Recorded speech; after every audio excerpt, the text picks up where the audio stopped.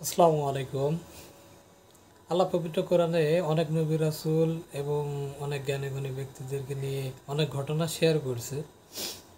তার ভিতরে উল্লেখ্য হচ্ছে হজরত সুলাইমান আলাইহিসসালাম। হজরত সুলাইমান আলাইসাল্লামকে আল্লাহ অনেক ধরনের ক্ষমতা দান করছিল। আল্লাহ বাতাসকে তার বাতাস তার অনুগত করে দিছিল, জিনরা তার অনুগত ছিল, পশু পাখি জীবজন্তু সব কিছু আল্লাহ সুলাইমান আল্লাহ সাল্লামের অনুগত করে দিয়েছিল। তো সুলাইমান আল্লাহ সাল্লামের বিশাল বাহিনী ছিল। তো বিশাল বাহিনী মানে সেনাবাহিনী, এক কথায় যেসব সেনাবাহিনীতে আপনার মানুষ তো ছিলই, জিনেরাও ছিল, বিভিন্ন ধরনের জীবজন্তু, হাতি, বাঘ, সিংহ তার সেনাবাহিনীতে ছিল। তা তাদের এই সেনাবাহিনীর যখন হচ্ছে আপনার প্রশিক্ষণ চলে, তো হজরত সুলাইমান আলাইহিস সালাম যখন প্রশিক্ষণ পরিদর্শনে যায়, তখন দেখে যে তার যে বাহিনীরা প্রশিক্ষণ করতেছিল সেখানে হুদুদ নামে একটা পাখি অনুপস্থিত।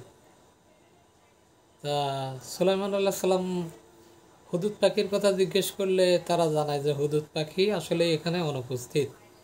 তো সুলাইমান আলাইহিস সালাম বলে, হুদুদকে অবশ্যই এর কারণ, যথাযথ কারণ আমার কাছে জানাইতে হবে, কেন সে যথাসময়ে উপস্থিত থাকলো না। তো সুলাইমান আলাইহিসসালাম যখন রাতের খাবার খাচ্ছিল, তখন হুদুদ পাখি উপস্থিত হলো।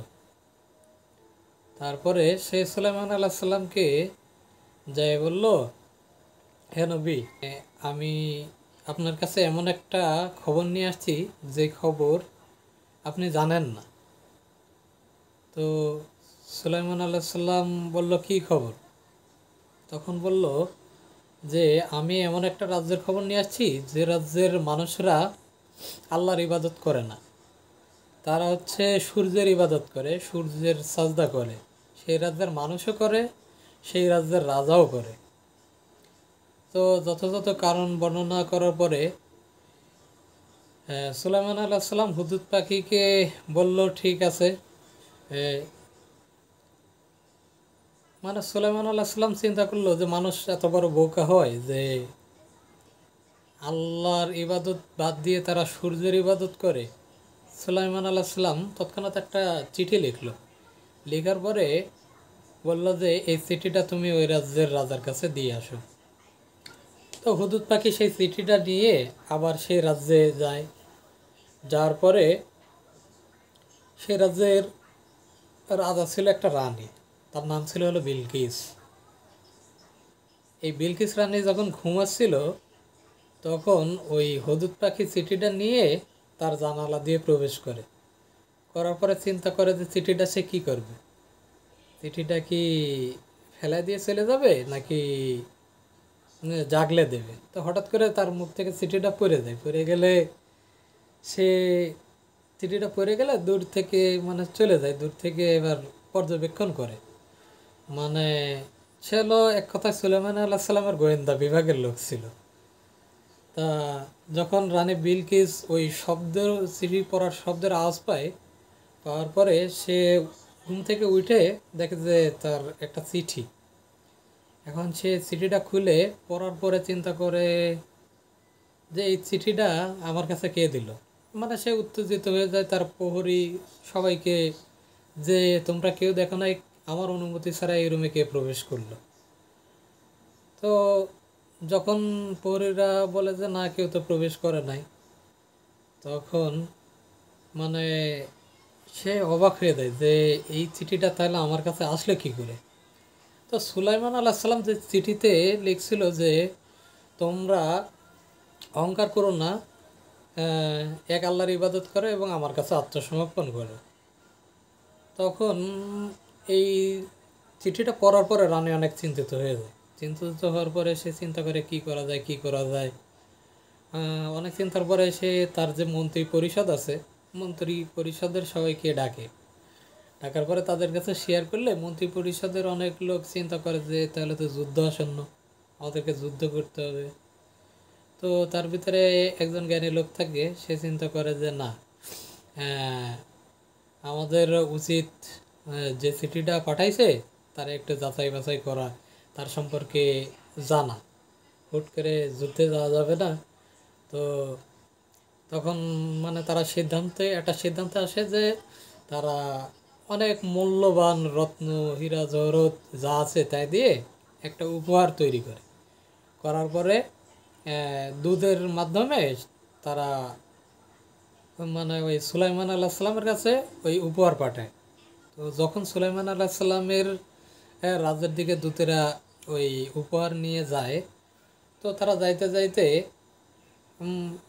দেখে মানে তাদের উদ্দেশ্য ছিল যে আর কি মানে সুলাইমান আল্লাহ সাল্লাম কতটা শক্তিশালী এটা আর কি জানা। কিন্তু এর ভিতরে একটা কথা বলে রাখি, রানী বিলকিস তার রাজ্য ছিল অনেক আধুনিক, অনেক উন্নত রাজ্য। তো এই জন্য তাদের ভিতর প্রচুর অহংকার ছিল। তো তারা আর কি এটা চিন্তা ভাবনা করলো যে আমরা একটু যে সুলাইমান আল্লাহ সাল্লামের রাজ্যে তার সেনাবাহিনী কেমন এগুলো একটু পর্যবেক্ষণ করি, আসলে যুদ্ধে আমরা তাদের সাথে পারবো কি না। তো যখন তার দূতেরা ওই পুরস্কার নিয়ে যায়, তো যাইতে যাইতে মানে সুলাইমান আল্লাহ সাল্লাম মানে তাদের জন্য ওই যে বিভিন্ন সেনাবাহিনী দ্বারা মানে স্বাগত জানানোর জন্য বিভিন্ন রকম সেনাবাহিনী উপস্থিত থাকে রাস্তায়। তো তার দূতেরা যখন যায় তখন যাইতে যাইতে দেখে যে এই সেনাবাহিনীতে তো অনেক কিছু আছে, মানুষ, তারপরে জিন আছে, তারপরে পশু পাখি, অনেক ধরনের জিনিস আছে। তো এখন এরা তো মানে ওই বাহিনী দেখে এরা চিন্তা করে যে এই বাহিনীর কাছে তো আমরা কিছুই না। এখন মানে ওরা নিজেরাই নিজেদের কাছে লজ্জিত হয়ে যায় যে আমরা কার কাছে কি নিয়ে আসলাম।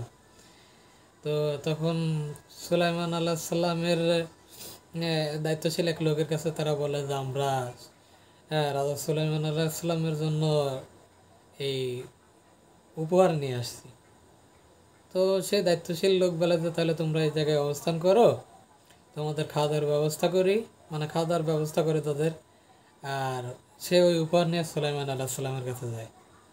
তো সুলাইমান আল্লাহ সাল্লামের কাছে যাওয়ার পরে সুলাইমান আল্লাহ সাল্লাম তাদের মানে ওই উপহারটা গ্রহণ করে না, আর তার পরিবর্তে এবং তাদের সাথে দেখা করে না।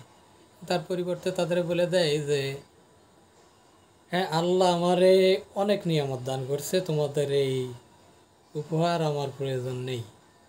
তোমরা তোমার রানীদেরকে বলবা সে যেন আমার এই জায়গায় উপস্থিত হয়, আমার এখানে এসে যেন আত্মসমর্পণ করে। দ্বিতীয় পার্টটি এই চ্যানেলেই আপলোড করা হবে, সঙ্গেই থাকুন।